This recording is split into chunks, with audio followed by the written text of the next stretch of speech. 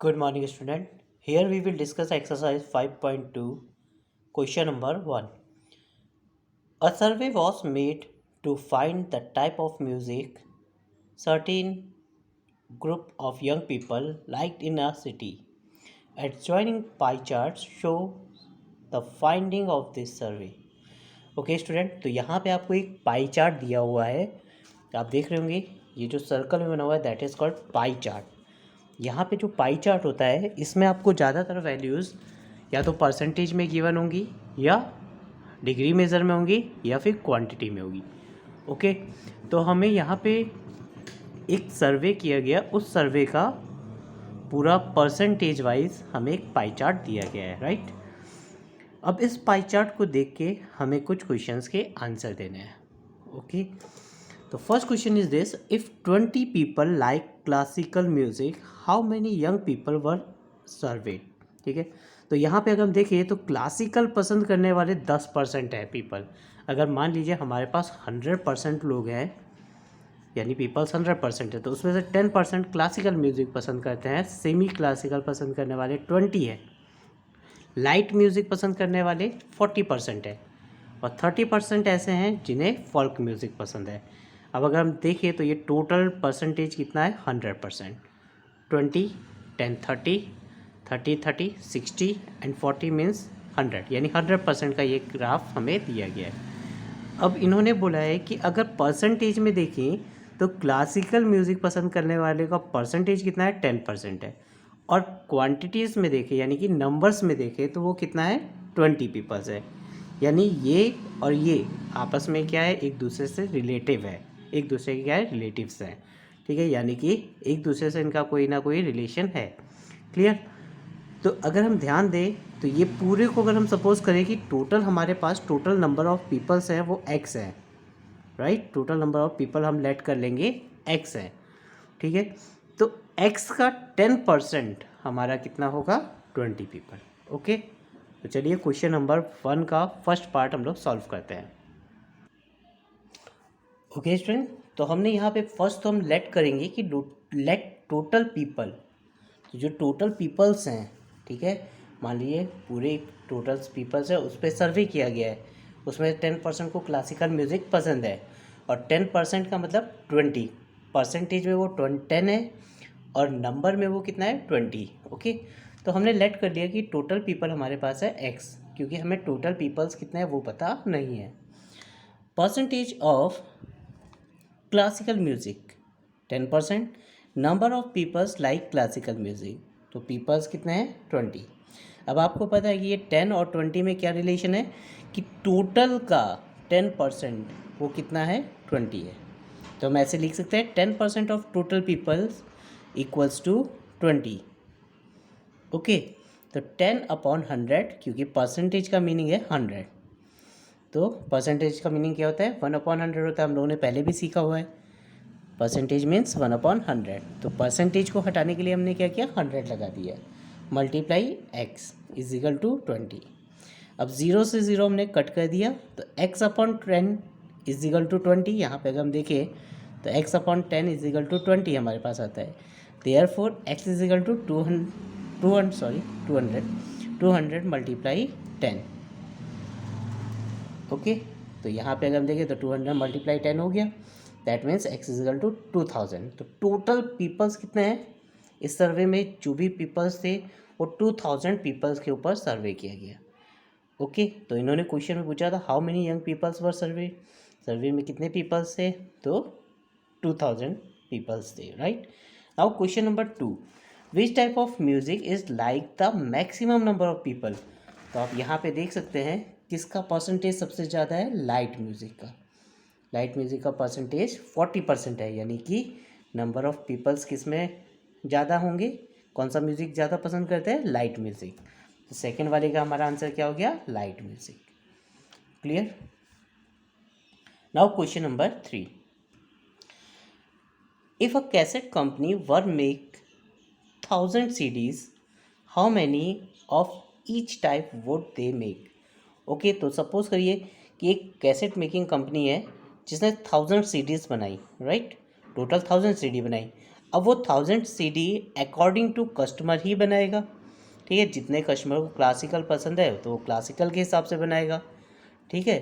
और अगर सपोज़ करिए कि सेमी क्लासिकल वालों के लिए अगर 20% है तो 20% के अकॉर्डिंग वो सीडीज़ बनाएगा, राइट। तो हम देखते हैं कि क्लासिकल म्यूज़िक के लिए कितनी सीडी बनाएगी। तो सीडीज़ ऑफ क्लासिकल म्यूज़िक, तो अगर हम देखें तो 10% सीडी बनाई जाएंगी, क्योंकि क्लासिकल म्यूज़िक पसंद करने वाले कितने हैं, 10% ही तो है। तो हमें 10% ही सीडी बनानी चाहिए। अगर हमने 1000 सीडीज़ बनाई है तो 1000 का 10% कितना होगा, तो हम ऐसे लिख सकते हैं 10% ऑफ 1000। परसेंट का मीनिंग अभी हमने बताया था अपॉन 100, तो 10/100 इंटू 1000।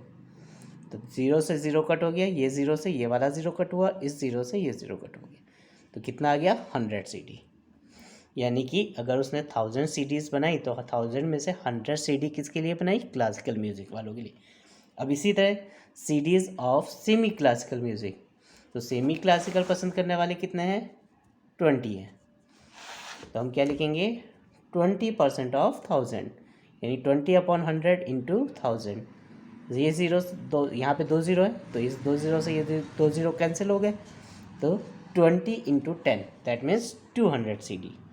ओके, अब लाइट म्यूज़िक के लिए चेक करेंगे सीरीज़ ऑफ लाइट म्यूज़िक। तो लाइट म्यूज़िक वाले कितने थे, 40% थे, तो 40% ऑफ 1000 यानी 40/100 इंटू 1000। यहाँ पे 2 ज़ीरो से ये 2 ज़ीरोस कैंसिल हो गया, 40 इंटू 10 दैट मीन्स 400 सीडी। यानी लाइट म्यूज़िक वालों के लिए कितनी सीडी बनाई उसने, 400। Series of folk music, folk music का देखें तो 30% है। अगर हम ग्राफ में देखें तो 30% ऑफ 1000 यानी 30/100 इंटू 1000। 0 0 का कैंसिल हो गया, तो कितना आ गया हमारे पास 300 CD. Okay student, now question number 2। A group of 360 people were asked to vote for their favorite season from these three: rainy, winter and summer. Okay, तो यहाँ पे देखिए 360 पीपल्स ने वोट दिया कि उन्हें कौन कौन सा सीज़न पसंद है। तो समर को पसंद करने वाले कितने हैं, 90 वोट्स मिले। रेनी सीज़न को पसंद करने वाले 120 वोट, और विंटर पसंद करने वाले 150 लोग थे। अगर हम देखें तो यहाँ पे इन सबका सम कितना होगा, 360 होगा, राइट। अगर हम इनका एडिशन करें तो 360 होगा, क्योंकि यहाँ पे इन्होंने बोला है कि टोटल पीपल कितने हैं, 360। ओके, तो फर्स्ट क्वेश्चन यही पूछा है विच season got the most vote. तो ये क्लियर सा दिखता है हमें यहाँ पे विंटर, क्योंकि विंटर को पसंद करने वाले कितने हैं, 150, राइट। तो फर्स्ट क्वेश्चन हमारा क्या हो गया, विंटर, क्लियर। अब सेकंड पूछा है find the central angle of each sector. Okay student, तो पहले हम लोग सेंट्रल एंगल का मतलब समझ लेते हैं। जैसे अगर सपोज़ करिए कि हमने यहाँ पे एक सर्कल ड्रॉ कर दिया, सपोज़ करिए कि एक सर्कल हम ड्रॉ करते हैं ऐसे, ठीक है। फिर हमने यहाँ पे कोई ग्राफ सा बना लिया लाइक दिस,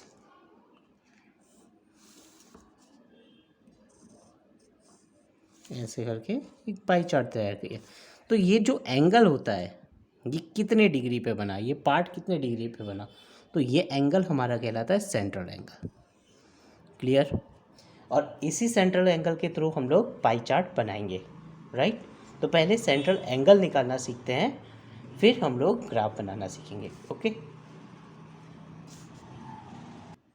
तो सेंट्रल एंगल के लिए फॉर्मूला पहले समझ लेते हैं। तो सेंट्रल एंगल का फॉर्मूला जो होता है वो हम इस तरह से बना सकते हैं, गिवन वैल्यू, जो भी आपको वैल्यू गिवन दी गई है वो लिख लेंगे, अपॉन टोटल वैल्यू, जो भी एडिशन होने के बाद वैल्यू मिलेगी, मल्टीप्लाई 360 डिग्री। ओके, तो ये फॉर्मूले से हम ईजिली सेंट्रल एंगल निकाल सकते हैं हर एक का। तो देखिए इस क्वेश्चन में अगर हम यहाँ पे देखें तो सेंट्रल एंगल हमें निकालना है हर एक सीज़न का। तो हमने central angle for summer season की बात करी है, तो समर सीज़न के अकॉर्डिंग हमें सेंट्रल एंगल निकालना है। ओके, तो यहाँ पे फॉर्मूले में क्या है, given value upon total value. तो यहाँ पे देखिए तो समर की गिवन वैल्यू क्या है, 90, और टोटल वैल्यू मतलब इनका एडिशन वो कितना है, 360।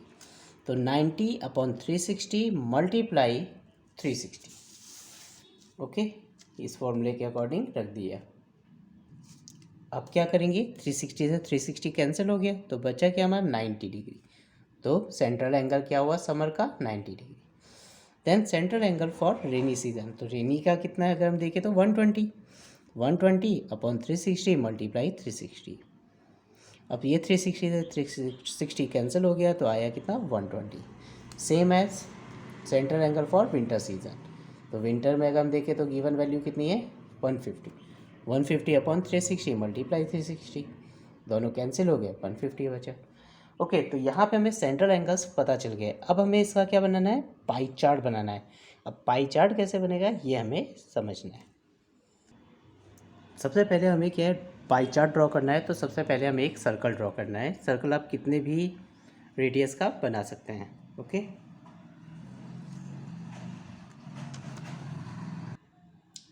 इस तरह से एक सर्कल ड्रॉ करेंगे। सर्कल में इस पॉइंट को थोड़ा सा ध्यान रखेंगे, राइट। अब हमें क्या करना है, हमें सबसे पहले समर को शो करना है। तो आप कहीं से भी एक रेडियस से ड्रॉ कर लीजिए। तो हम इस तरह से एक रेडियस ड्रॉ कर लेते हैं।